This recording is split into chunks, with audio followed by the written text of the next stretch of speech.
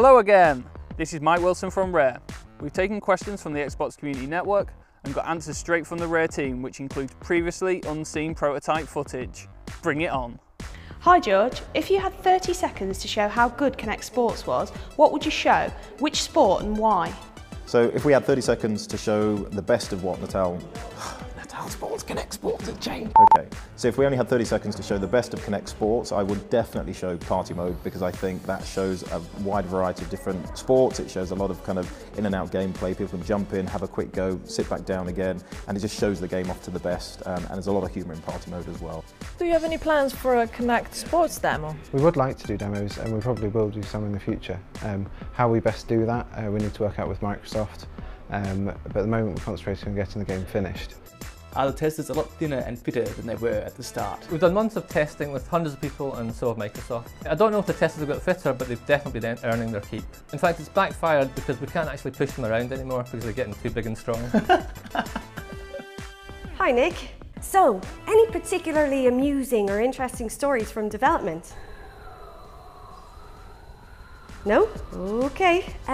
What were the best and worst things about developing on Kinect? I think the best thing working with Kinect is just how new it was. We didn't know really what kind of game we were going to make with it. You know, it was literally a brave new world. We'd never seen anything like this before.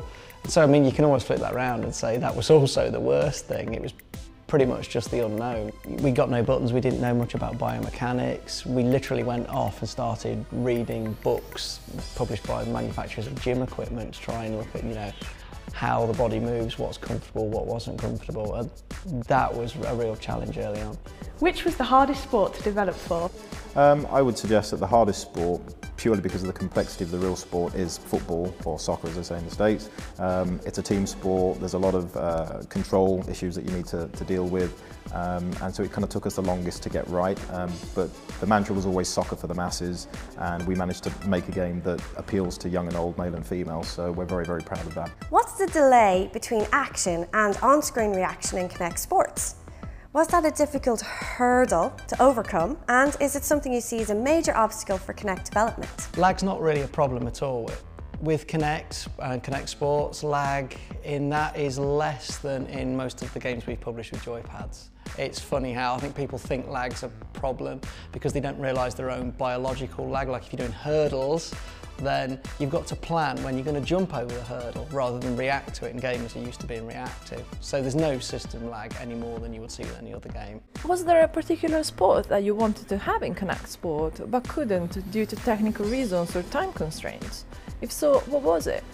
Initially we tried all sorts of different sports, and we tried prototyping 20, 30 different things. In the end we had to narrow it down to the ones that were best for the hardware, the most fun and compelling experiences, and we could have included hundreds, but we decided to just focus on the 6 that we thought were the best for the launch. Imagine that next year Microsoft came to you personally and said, "You've got an unlimited budget and unlimited time. Make the Kinect game of your dreams." What would you make? What's the wildest, most exciting and out there concept that you've thought of for Kinect? One of the craziest prototypes we had, I think, was early on one of our programmers came up with this idea of rock climbing, which was literally simulating the kind of strategic element of rock climbing where you're trying to find your hand and your footholds. That just looked crazy when you were there kind of miming climbing a rock face. But then I think he surpassed himself with his what I'll call seagull simulator, where you literally pretended to be a seagull. You know, you flapped your arms to gain height, you could soar around in the air and do stunts. And then you could do what seagulls do as well by crouching down to, you know, we'll call it a natural function of a seagull.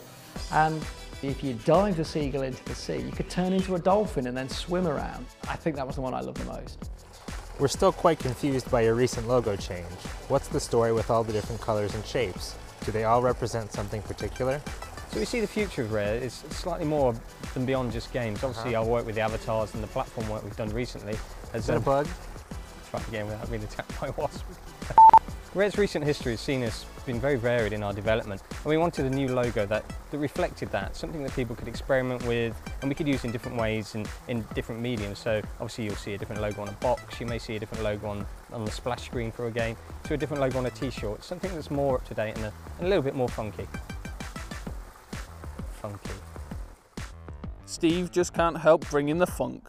That's it for now. We hope this QA has whetted your appetite for Kinect Sports in November. Check out rare.co.uk for more sports related shenanigans. Bye for now.